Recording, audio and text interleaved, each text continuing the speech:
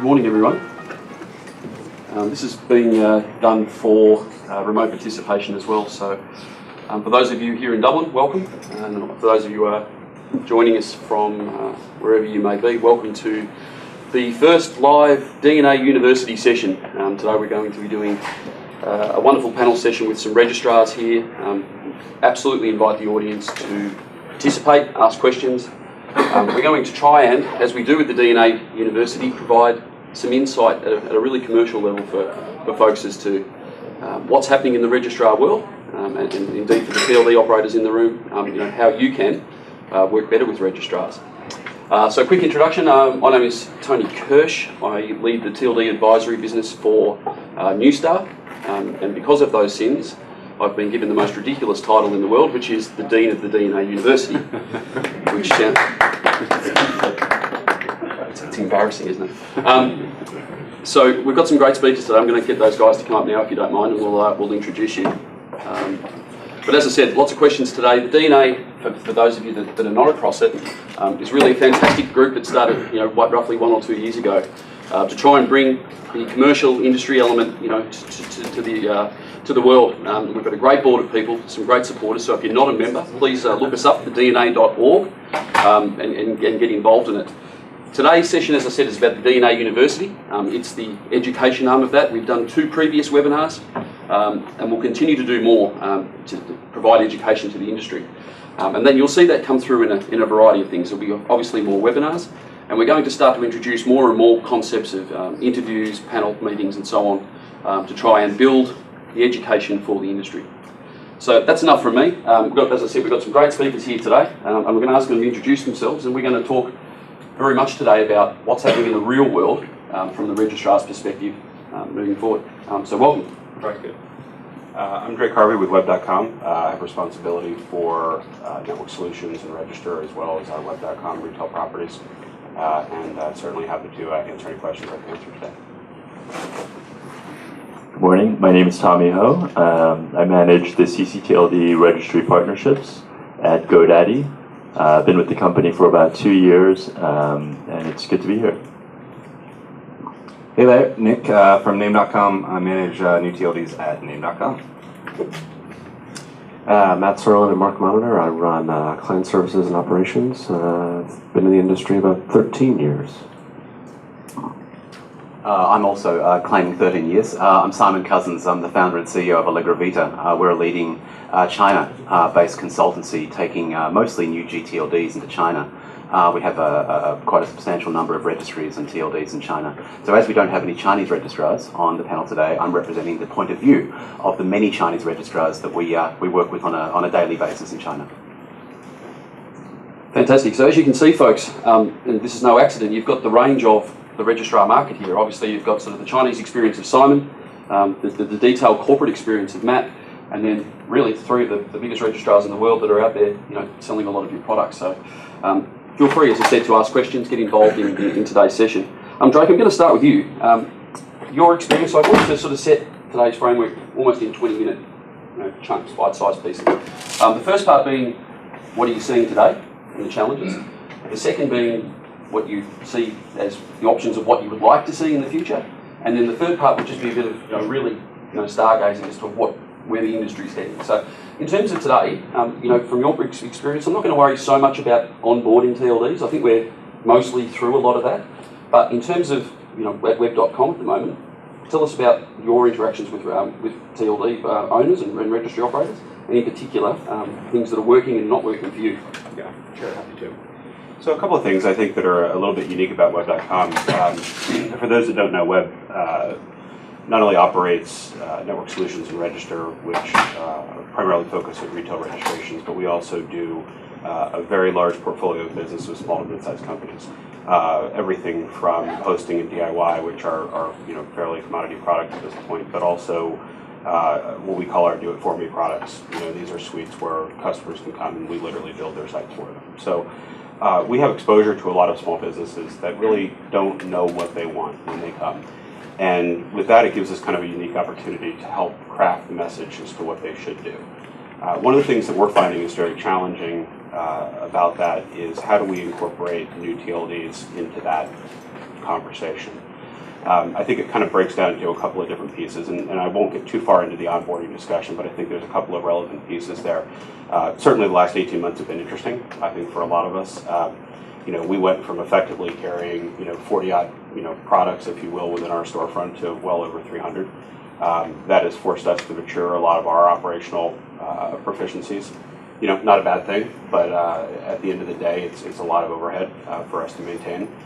We've also taken an approach which we're not going to choose the winners and losers.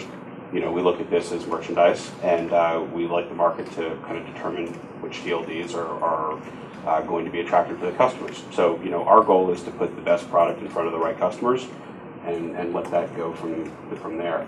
With that, though, there's a couple of challenges and some things that we've seen and we continue to see is as TLDs are coming out, anything that has really heavy lift from an onboarding perspective, that could be with RA requirements, that could be with technical development requirements, that could be with things like specific trademark clearing, et cetera. I'm not going to get into any specific examples, but from our perspective, it's not that we don't want to carry it, it's that we have to make a financial decision as to whether the labor and the cost that it takes to deploy it makes sense. If we look at a current registry that we're integrated with today, and we're integrated with most, or at least the back ends that support the registries that are in the TLDs that are coming out, it's not a very heavy lift exercise for us to onboard a TLD. It's a contract, it's a SKU in our system, maybe a little bit of development work, but no big deal. If we have to do significant development work, if you're coupling TLDs, for example, or if there's a heavy verification requirement, those type of things really force us to have a conversation internally about what's the benefit. And quite frankly, we haven't seen any rocket ship TLDs out there that make us believe that any specific argument is going to justify hundreds of hours of labor without a very significant conversation with the registry that's marketing the TLD. So from our perspective, we're happy to have that conversation, but we have to have that conversation. So it's not a no never, it's just not at the top of the list kind of a thing.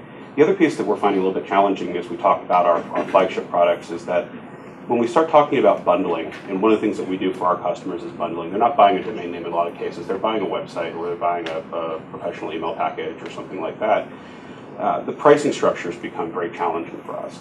If a typical com, let's just round it out at $8, we can have that baked into our current financial models. If it renews at very similar type of numbers, that's fine, that makes sense and that works for us. Anytime we start to change that, it's not that it can't be handled, it just means that the economics have to be worked through. So does that mean we have to change our packaging pricing? Does that mean we have to think about, first year is different than second year? Those are the type of things that have to be done. So again, I guess, one piece of feedback I would give is that the closer to the, kind of the .com pricing models, would be a highly encouraged practice from our perspective because it removes a lot of barriers with our conversations.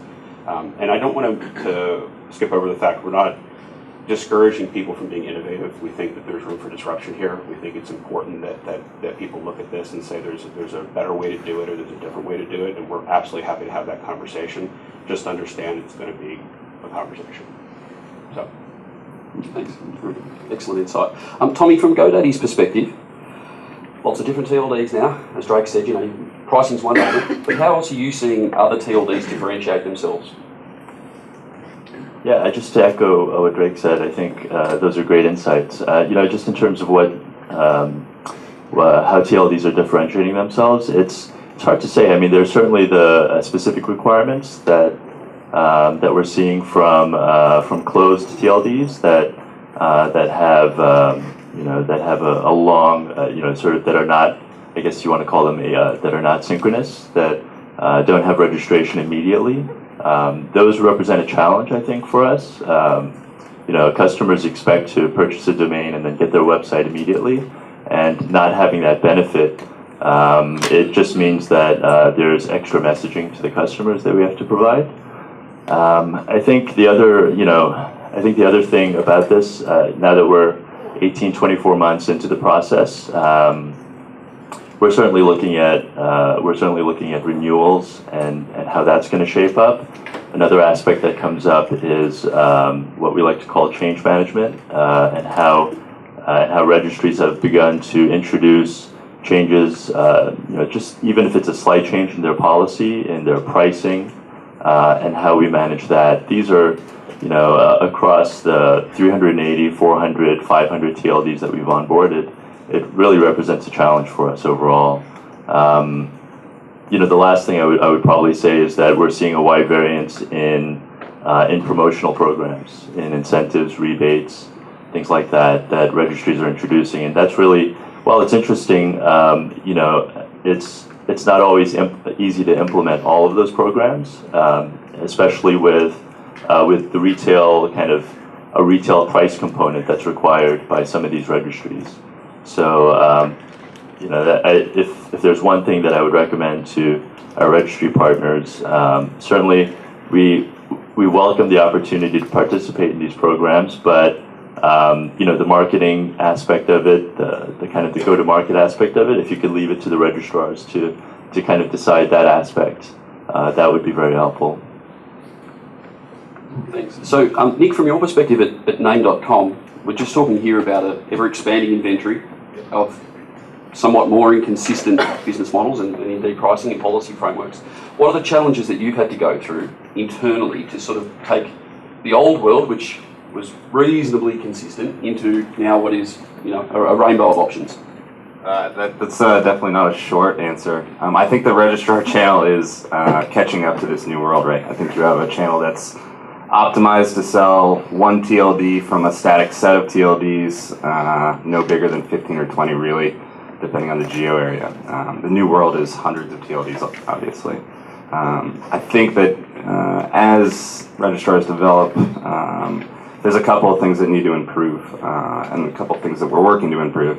Number one being search, right? The search experience is fundamentally behind the times at most, if not all registrars.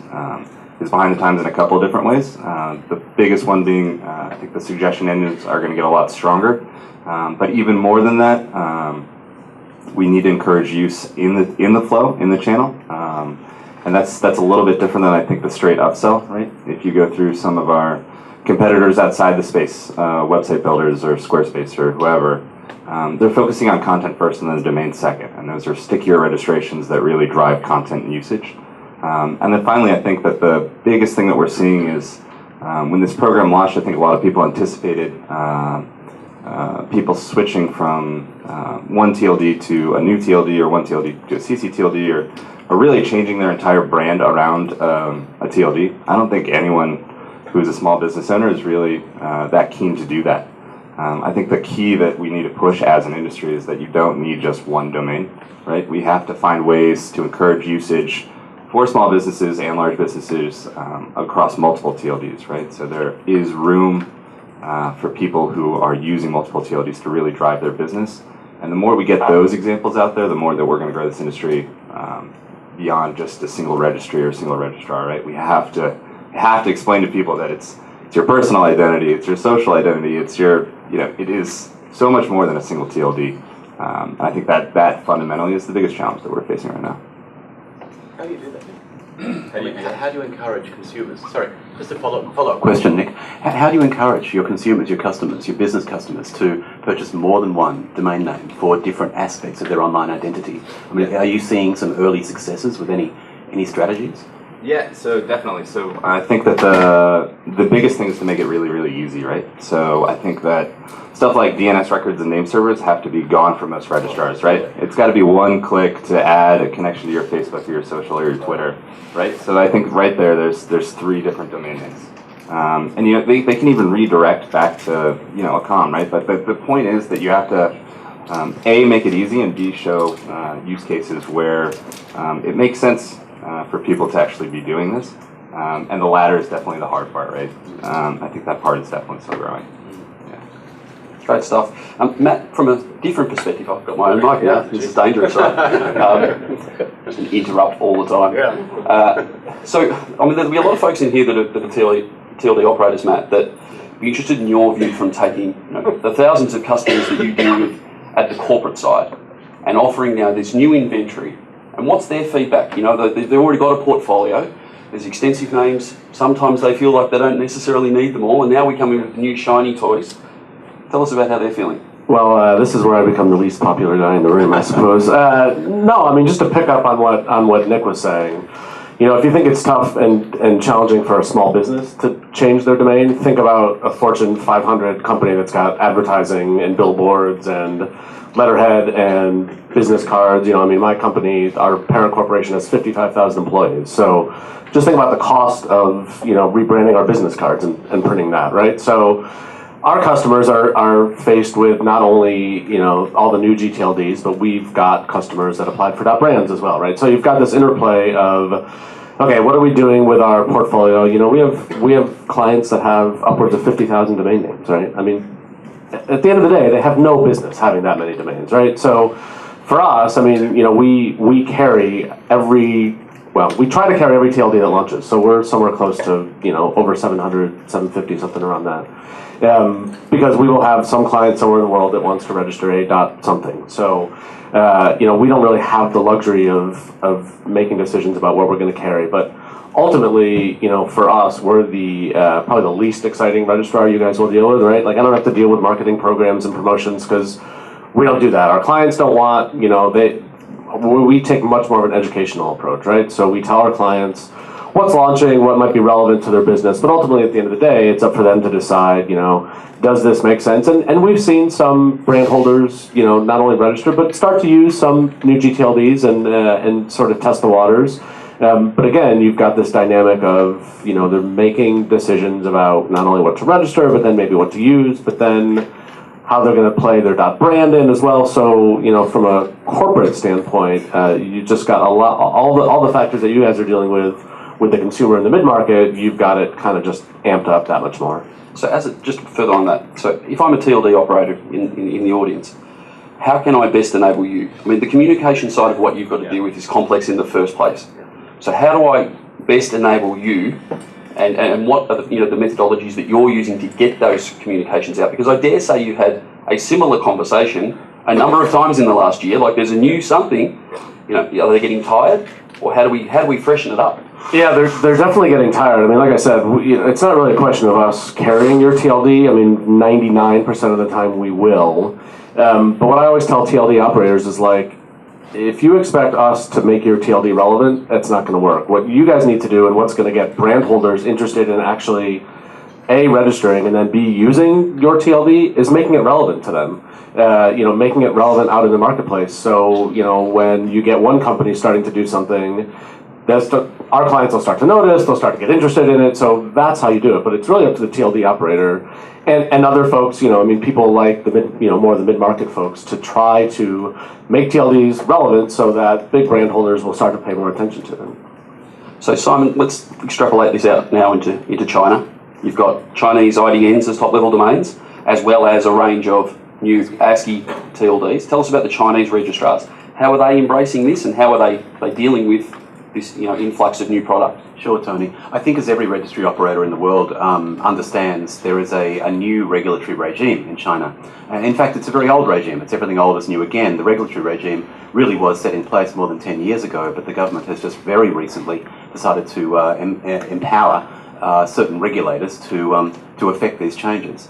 So it is necessary now for every new GTLD and legacy GTLD and CCTLD to achieve individual Ministry of Industry and Information Technology approval on a per TLD basis. So I think that there's a substantial amount of debate and education materials around the compliance of the Chinese regulators. So we should focus our conversation on the registrar channel. So all things being equal, if you're a registry operator which has gone through all of the steps necessary, and they're very clear steps, there's very little ambiguity to get your approval certificates. Let's say you've achieved your approval in China and you're now able to be legally sold by Chinese registrars to Chinese registrants. I'd absolutely agree with Drake's perspective that you need to be thinking about bundling.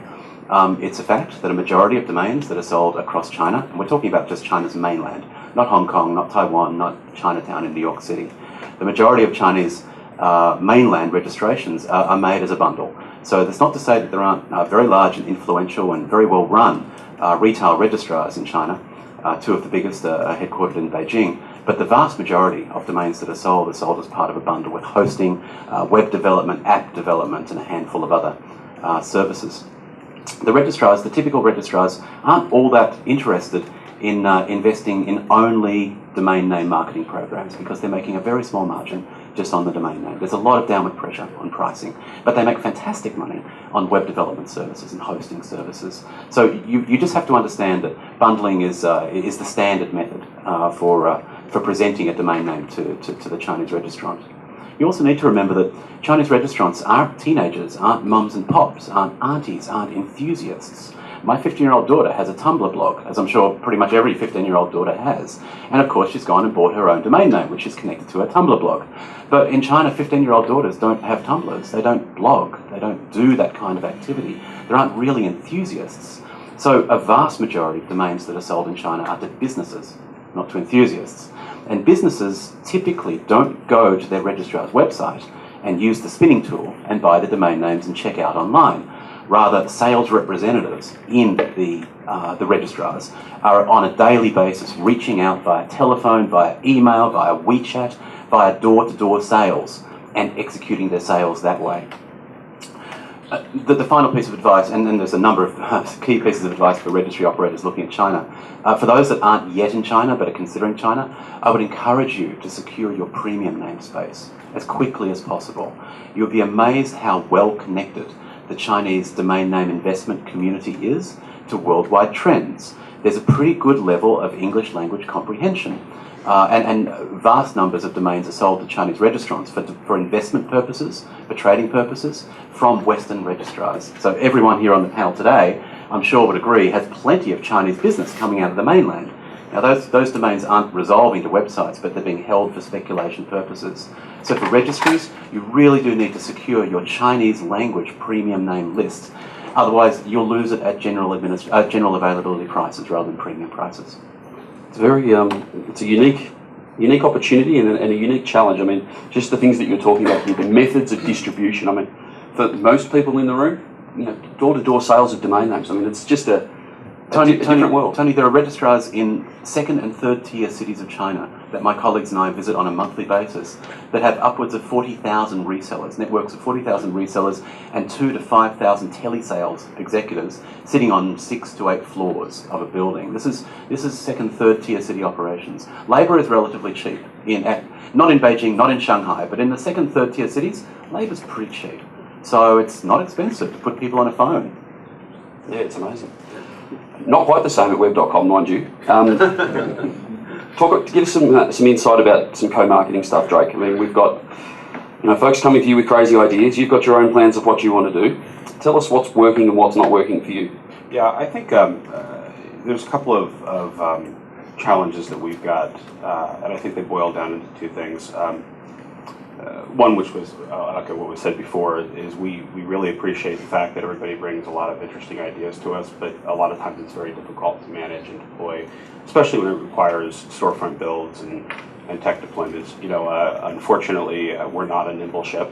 It requires 6 to 8 weeks for us to really get our arms around a program, and if a registry brings us a program that's got a life cycle of say 4 to 6 weeks, it just isn't going to work, no matter how interested we are in it. So, long conversation, it's a long conversation with us. But the bigger problem that I think that we've got right now is engagement. And, it gets back to the relevancy topics that were brought up earlier and a lot of the other pieces that were discussed about how to get people engaged in using this. But my definition of engagement is, does my mother understand when she sees a domain name or a URL that has a new TLD in it, that when she types it into her phone or her tablet or whatever, that it's actually going to work? And I personally feel right now, by and large, the answer is no. And I know that's probably not a very popular opinion in this room, but I can personally say that outside of getting forwarded from many people in this room interesting examples of deployed websites, obviously being in the space, we're interested in what our customers have deployed and things like that. I have, honest to God, never sat down at my computer and typed in a website on a new GTLD, period. I've just never found a commercial property that I've said, hey, outside of a discussion, this is what I want to use. And I think that that's a problem.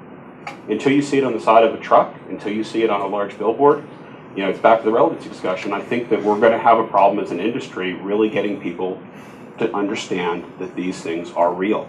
And real, in my mind, isn't just convincing them from a brand perspective that they should invest. It's that, we're at the fundamental level of when I type this in my browser, it will function. So, that's the one piece I think that we have to figure out how to do. I do have a suggestion on how to do that. And I think that suggestion is, as you guys are looking at launching your TLDs, as you're looking at going after it, you got to find anchor tenants. I think that is a very, very important piece. And I think our friends at Club have done a fantastic job of that. Being able to kind of come out and say, hey, these are popular sites. I know a number of other registries have done the same thing. I think it's important that you guys can come to us and help us as registrars have the ability to point and say, this is in use, this works, and this is something that people can see. So that's the one piece that I think we're having a problem with the marketing programs grabbing onto. So it's not an issue of co-marketing funds. It's not an issue of how the program runs beyond what I just talked through. It's more of the how do we message this and get over that fundamental hurdle of if I pay the money for this, it's something I can use. So I've got to be able to see it and feel it before I'm really seeing the full value. Yeah. And I think most people in the room, I'm sure, agree that a lot of that resides in the .brand space. When I can see run.nike or whatever it happens to be, that will be that extra thing that hits pop culture and sort of popular life and mainstream advertising in ways that we've never done before. 100% agree. Tommy, if I'm more of a niche TLD, what's GoDaddy's advice for me on how to build that up a little bit? I mean, we all know that there are a number of TLD operators now that have got smaller volumes. The cost of operations, registry and marketing otherwise is extensive. From your perspective, any advice on how to get those guys to live their businesses? I think what Drake just mentioned about anchor tenants is a good point.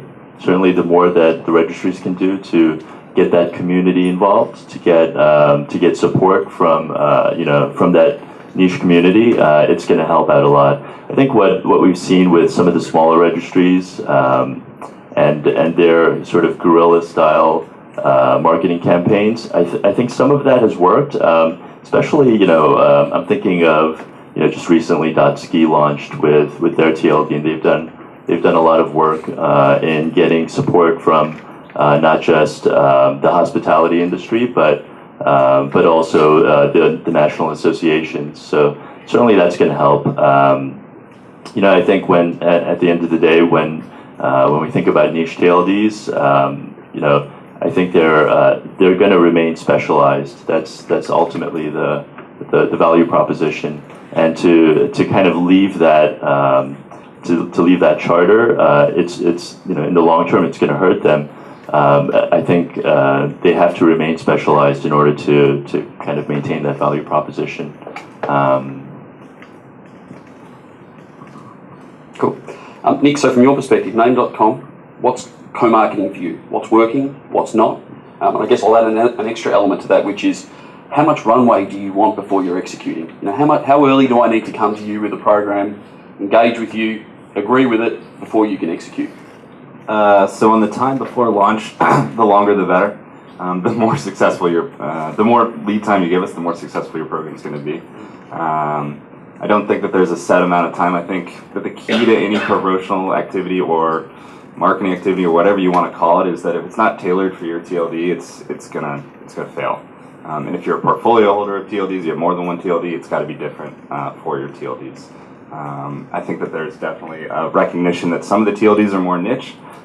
So some of the activities that work for more generic TLDs or TLDs that are a little bit more broad shouldn't be in more niche proposals, right? We just can't do it. We can't help you there. That being said, there are so many ways that we can work with you guys to find your market, to define your market, and to really execute on it. So breaking that down, I think that we really like to see proposals where you guys come to us and you're like, here's the market that we're going for in this specific campaign, right? Here's what we're going to do. We're going to drive new business this way.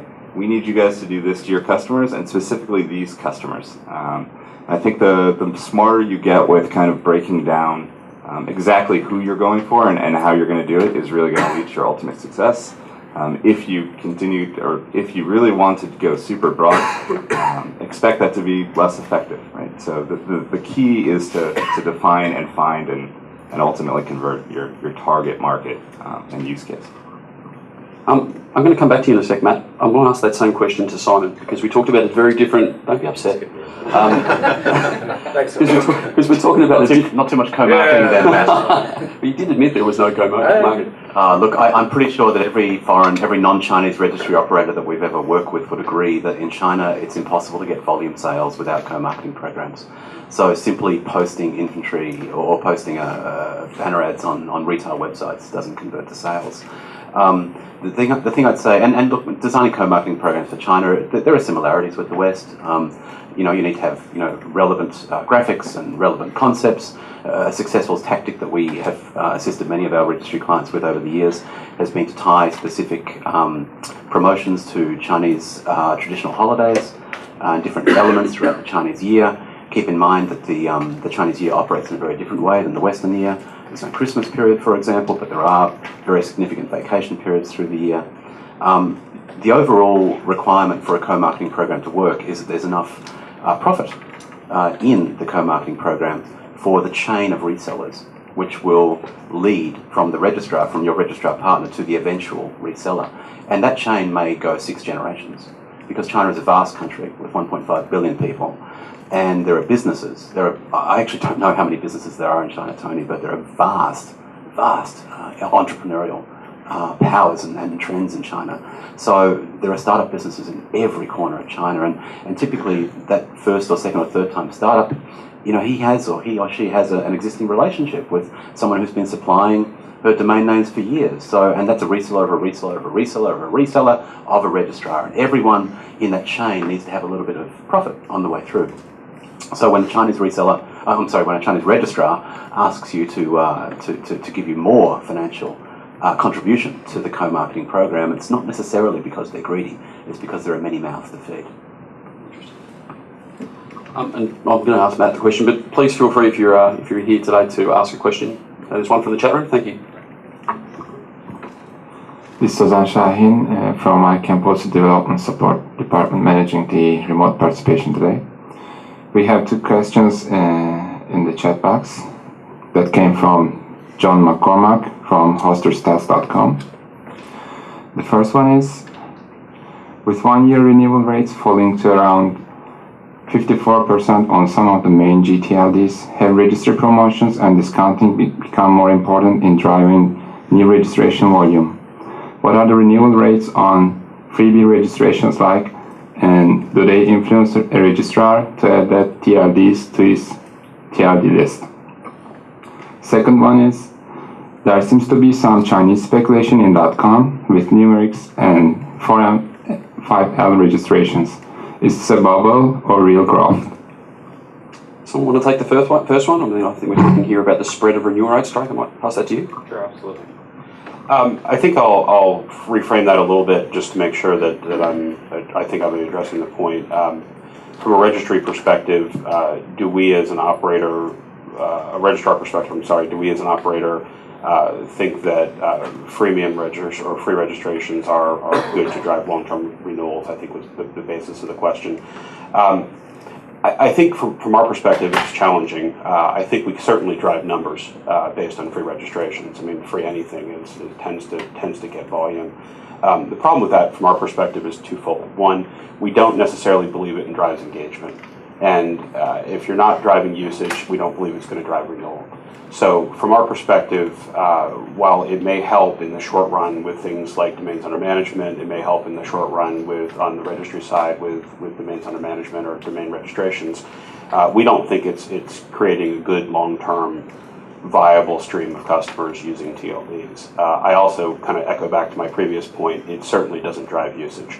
So one of the things that we've seen is that from an engagement perspective, when we do programs, and we've certainly tested them, with giving away free registrations in a variety of methods, everything from couponing to name your solution on this, it really doesn't create anything other than first-year non-renewals for us.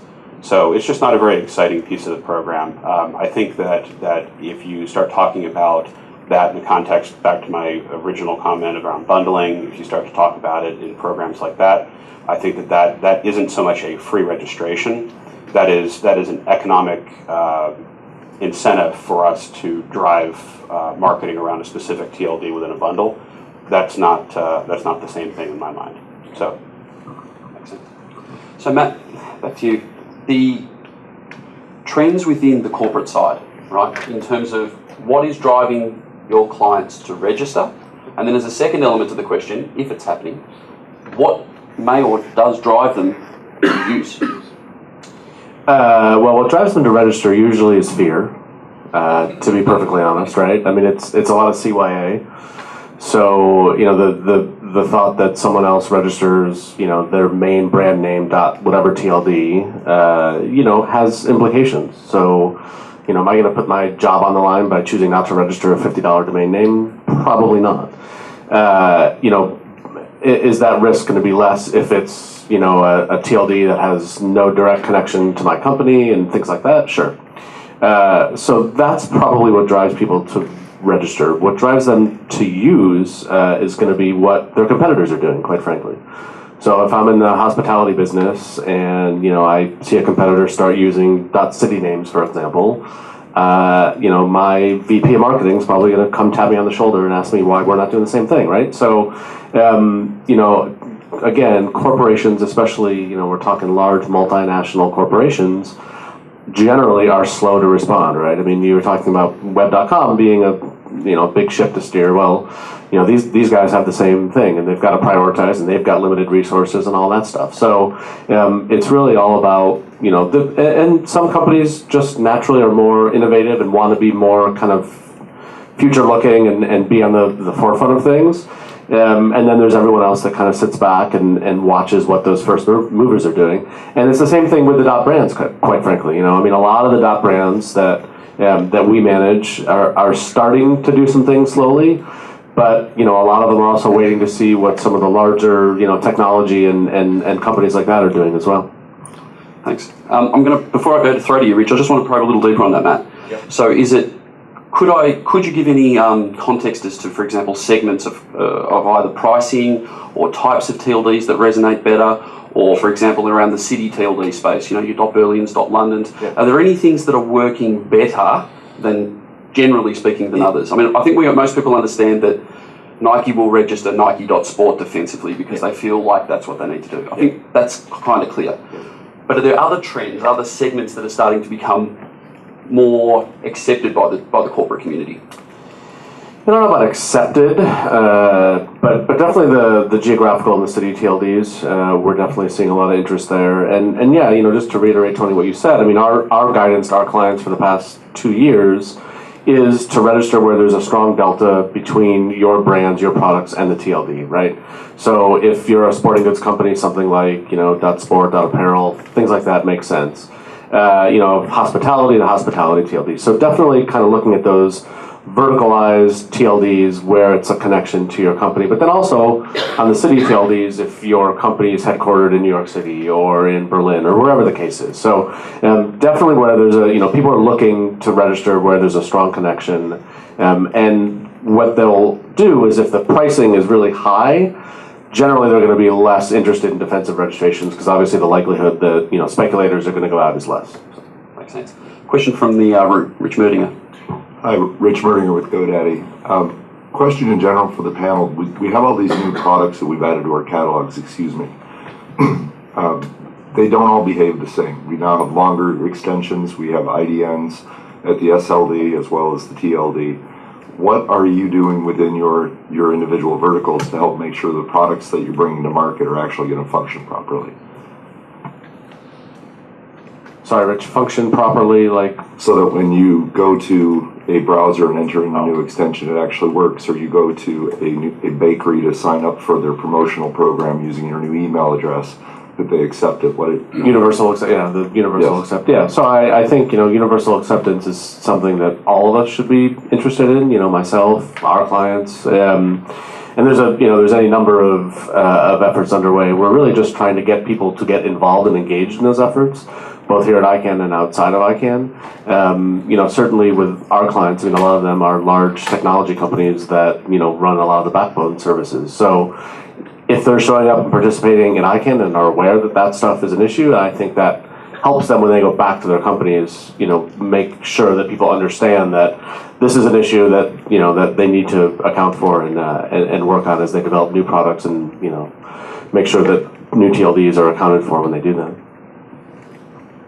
So let's move to another topic. It's always going to be interesting when you get sort of 12 to 18 months in. Let's talk about renewals, Tommy.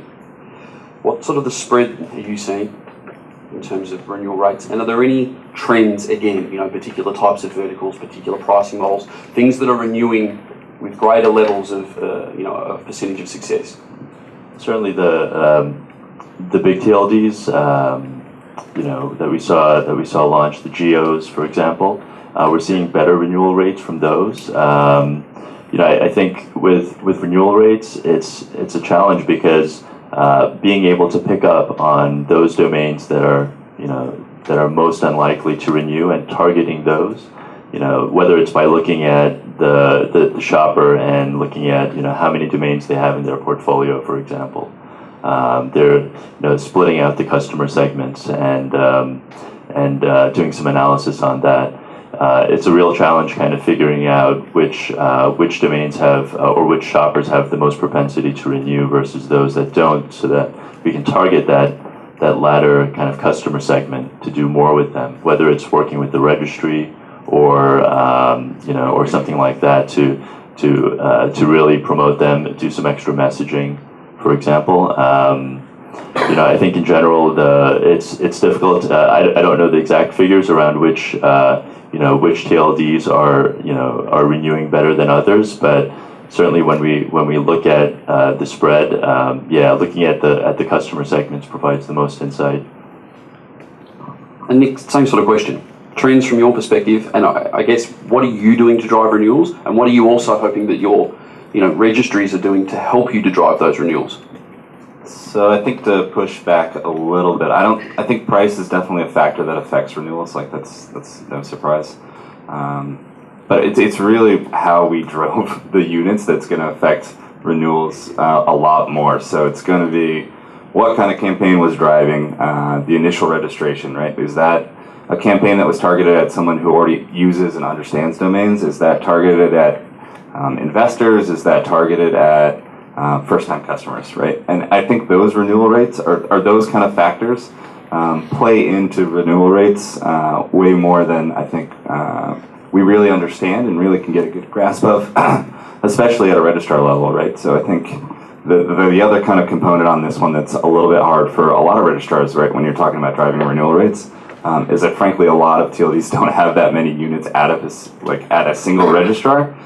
So the variance is sometimes misleading, right? So you might see a 100% renewal rate or a 0% renewal rate, but really is that an indicator of a TLD's health? Probably not. That's an indicator of an individual program that either really succeeded or really failed. So again, I can't stress it enough, but the real key for everyone in this room is to get people to actually register domains, right? That's a small hurdle compared to actually getting people to use them. And as soon as we get people to use domains and make it unbelievably easy to use domains, right, so that it becomes easier to actually enable the domain than it is to leave it like your idea parked and not doing anything, or not resolving and not doing anything. As soon as it becomes easier to actually do something with your domain than that kind of default activity, then that's really going to change it. And a lot of that onus is on registrars, right, in this room and not in this room. But really, we're looking to you guys too, right? So some TLDs come to us and say, look, we see that X% of our users are really using this for a Tumblr site. Or we see redirects being huge in our space, right? And we want to drive a campaign around that. Like those are probably the most interesting and successful campaigns that we'll see at a retail level. Matt, from the corporate side, trends in renewals, where are they dropping them, where are they keeping them? Yeah, well, this is where registries love us because our renewal rates are, 95%. So you're welcome. Certainly for us, I think for our clients, it's too early to let domains, new TLDs go. Historically, our corporate renewal rates are far higher than retail renewal rates. We're seeing the same kind of behavior again. I don't think people are looking at it yet with a critical eye, right? It's been too early for them to go through their new TLD portfolio and kind of pare things back. Actually, probably where our renewal rates are taking a hit is on the legacy GTLDs. Because as people are registering new GTLDs, part of the way they're coming up with the budget for that is by cutting their existing portfolio, frankly, just because there's more there to cut. And so I think our renewal rates, on new GTLDs are, probably even close to 100%, frankly. And for those that, I mean, there's a small number, but for those that have got their own brand, do you think that as they start to use that a lot of that legacy portfolio is going to rationalise? Yeah, I mean, again, it's too early to tell. I don't think, again, anyone's letting their, main.com or even their country code sites go. But what they're looking at is they've acquired, whether through acquisition or through failed product launches or campaigns that have just, run their course, they're starting to take a look at their, 10, 15, 20,000 domain names and pare back, again, to make room not only for new GTLDs, but also for their .brands. I think over time, it has the potential to impact, existing TLD portfolios, both legacy TLDs, new GTLDs, and CCTLDs, but I think we're 5 to 10 years away from that, my estimation. And for those in the audience, please, a quick reminder, you're welcome to raise your hand if you'd like a question. In the meantime, if I'm doing door-to-door sales for domain names, talk to me about renewals now, and what do registries have to do to assist in that completely different model? Look, renewals are fascinating in China, and just like you say, Matt, it's too early to tell in China because the new G program is so new, and typically a domain sold in China will be sold for a multi-year registration. So it's absolutely typical for a normal registrant, a business registrant, an SME or a major corporate to purchase 5 years or 10 years. Culturally, it's quite culturally appropriate to show one's financial resources. So why wouldn't you purchase 10 years, excuse me, off term in the first year? And as far as the resellers of the resellers of the resellers are concerned, they don't want to have to chase down their sales book of registrations on a 12-monthly basis. So they have great interest in ensuring multi-year registrations up to 10 years. We have literally had registrars in China ask us if we could please kindly ask our registry operators if 10,000-year registrations are possible, please. So no, that's absolutely true. Because that would be, the 10,000 is the largest number that can be represented with a single Chinese character. Hopefully we've started the second round by then, Tom. Yeah, so multi-year is de rigueur, and I think we'll see the actual Chinese renewal interest at around the 5-year mark. And I think we're about 1.5 years in now. It's a completely different environment, isn't it? Yeah. Interesting. All right, guys, we've got about 10 minutes to go. We're going to hello, question. Thank you.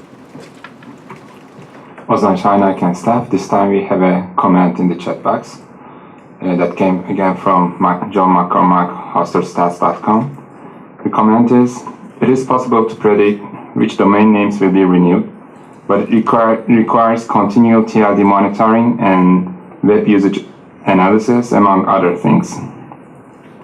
Thank you. So let's take a little bit of crystal ball work here, right? We've got about 10 minutes to go. Trends, what's going to happen in the future, the relevance of domain names. I mean, obviously the Domain Name Association is heavily involved in protecting the industry and protecting the value of domains in our ecosystem, in the digital ecosystem. We've all heard everything, domains are dead, it's all about apps. I'm not sure, whether that's true or not, but I'm interested in your guys' perspective of what's going to happen in 5 or 10 years. Drake? Well, I can say that we certainly don't believe that. From our perspective, and I think it's an echo of a lot of comments that have been made today already, we believe that there's a lot of new and creative uses. We believe that the concept of name scarcity is effectively gone at this point, and I think that opens up a lot of new and creative uses. So, stepping past some of the engagement problems and things that I think we need to work on to help people understand, and I think some comments that were made earlier about making it easier for people to use things, one click, and kind of removing some of the techie kind of things like DNS from the language in our storefronts. I think we're right to really grow this. I mean, from my perspective, if my mom can go online and literally purchase a product that makes her Facebook page with a domain name and she doesn't have to understand what I just said, that's it, right? I mean, why not? Why wouldn't she? And if we can do a good job as a channel and as an industry to make that successful and easy and simple, and as retailers, if we can do a good job of delivering that product to the consumer, I think that this is good. This is going to move forward in a very aggressive fashion. So that's an interesting point about simplicity, right? About the purchase process. I mean, we're so used to it. In this game, in this room, and of course this building, we're used to that process. But ultimately, it's a very unnecessarily, some would argue, complex process to acquire. From GoDaddy's perspective, what are you doing to simplify that process? Well, I think the more that we can do to help our customers actually use the domains, one thing that we've recently rolled out is a concept called personal domains, whereby our customers can simply and easily point their domain names to their social presence, whether it's a Facebook page or their Twitter or their LinkedIn account. It's a very simple process. It's a very simple idea for those of us in the room across registries and registrars. It's simply domain forwarding, but we've built a very simple UI, and we've managed to enable customers to point whether it's their new GTLD or their CCTLD or a legacy GTLD to their social site, and it just makes it that much easier for the entrepreneurs, for the startups, for the SMEs that might already have a page, their Facebook page, to enable that usage. So that's something that we're pursuing very aggressively.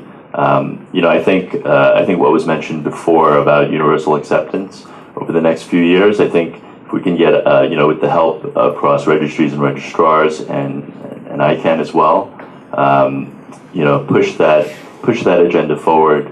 That combined with some uptake in brand usage by .brands, I should say. I think over the next few years, I think you'll see more success within the program. So Nic, I'll ask you a similar question. You've talked before about having multiple domain names. It's not just about your single property. You've got these new options now. How are you driving that? What's the future look like for you guys? The future is uncertain, right? I think the future is got to be tested, right? We have to kind of keep refining and fixing and testing and trying new things. I think the key to this industry is going to be in innovation, right? So I think that if you're basing your model off of an existing TLD, no matter how big, or if we're building our model against an existing registrar, no matter how big, that's ultimately self-defeating.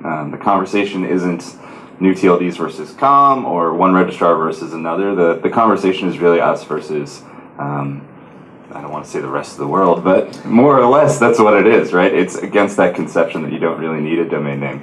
That your online presence is your Facebook page or your LinkedIn or your Twitter, and they can all be separate things, and you don't need any kind of direction there, right? Like you should, like the idea that you don't need to go and actually have a single way for someone to get there without using those internal search engines. Like that's kind of where the conversation has to shift to. It has to shift to growing the market outside of the space that we're already in, as opposed to competing for our existing customers. As soon as we do that, I think that there is definitely room to grow. But if we keep this conversation on the train of competing for the existing marketplace, or just kind of growing at this steady 6% or whatever, that really opens it up for apps. That opens it up for alternatives that we can't see yet. So the more aggressive and innovative that we can possibly get, through testing, through trying new things, through failing many, many times, and eventually succeeding is really the key for it. Makes sense. Matt, the future for corporates, in particular, I guess, speaking about the domain and the portfolio, and as they adjust and modify that, where do you see it heading in 5 to 10 years? Well, thanks for asking me to not talk about a 10,000-year future, because I can't really comprehend that. I think it's definitely an exciting, interesting time in the corporate space as well. I think, just in talking to our existing clients that applied for .brands, I think some of them are going to do some really cool, innovative things. And then I think what will be interesting is that next round of TLDs. We've already had clients that, want to apply for a TLD today. And so I agree with Tony's point about, a lot of this industry is going to be driven by what some of the large brand holders in the world start to do and start to communicate to their clients, because then it's going to make it that much easier and that much more robust of an ecosystem for all of the TLD operators when consumers start getting used to typing in things like .barclays or .hsbc, and so I think over time, in 5 to 10 years, I think that's going to kind of become the norm. Simon, talk about with the exception of your 10,000 year registration. What's the Well, in future? 10,000 years, we predict that domain names will probably still be thriving. No, I'd address John McCornack's comment earlier, his question about the Chinese bubble in speculation for .coms, for valuable .coms. I would predict that in 5 years and 10 years, there will still not be a bubble in valuable .coms because the inventory of 3L, 3N.com is not getting any larger, and it will only become a more and more acceptable tradable commodity. Keep in mind that Chinese citizens, it's extremely difficult for them, and in many cases illegal, for them to invest in offshore investments. And the Chinese stock market is a mess, Chinese property sector is a mess. This is why Bitcoin, paper gold, rare and collectible wine, art, even stamps are tradable commodities with tradable commodity prices. So a short .com domain name, the people that are trading these things now, they're not necessarily domainers, they're mums and pops and aunties. So 5 to 10 years, you will still see that there's no bubble because this is a rare, valuable, tradable commodity with a market rate. The other prediction I make in 5 or 10 years, Tony, is that I'd say in 5 years, we've got a 50-50 chance that IDNs, that is Chinese.Chinese or Chinese.ASCII, I think in 5 years we've got a 50-50 chance that they'll be working and possibly by then indexed by China's search engines. And by 10 years, I think we've got a 100% chance that IDN.IDN and IDN.ASCII will be commonplace. It's a really interesting dynamic, and I'm really glad that you are able to join the panel today. Folks, this is the sort of thing... Sorry, I've got a question. You want to come to the mic? Would you like this? Hi, I'm Rex Hookham from Imperial Registrations, small registrar. Just wondered what the panel thought about the premium market, or the way registries operate premium names, because for ourselves we find that probably the most challenging parts of bringing domains into the retail space, because of all the changes and the way they operate. Yeah, I'd agree. Premium names, certainly from a brand holder perspective, have certainly been challenging, trying to navigate, what names are premium and for a lot of our clients, why they're premium, which is also very interesting. I think when you look at the potential that some of those names will change upon renewal, I think that's one thing to keep an eye out. As we hit the renewal cycles going forward, there's a real concern that pricing is going to change, right? And so that's definitely something that concerns us and our clients. Anyone else want to sort of comment on that? Yeah, I think obviously as a retail registrar, there's challenges there, right? We had to rework our search page to show renewal rates. We had to figure out way too many implementations of effectively the same concept. So it's definitely challenging. That being said, there's a definite upside there, and I think that the number of premiums sold, as long as you can display them correctly, right? And that's in and of itself is a challenge, especially when a $2,000 domain is next to a $10 domain. That's probably not the best way to display it, and I think the registrar channel needs to get a little more sophisticated there, but certainly that there's an opportunity to sell them there. And as long as we can get past these kind of initial growing pains or headaches, I think there's potential there, but certainly a lot of headaches in the past 2 years and still now. So guys, I think we're just about out of time. 2 very quick plugs. The DNA University, this is the sort of thing that you'll be hearing. In the sense of university, it's designed to be educational. And we're going to continue to roll out new concept, new speakers, new innovations, and bring these to the market. You don't need to be a member to listen, but we'd certainly love to have you as a member of the DNA. If you haven't done so already, please visit thedna.org and have a look there. Memberships are available. It is open for registries, registrars, and this is the industry body that is designed to help you with your businesses. So if you join me in thanking our panellists, and thank you for joining us.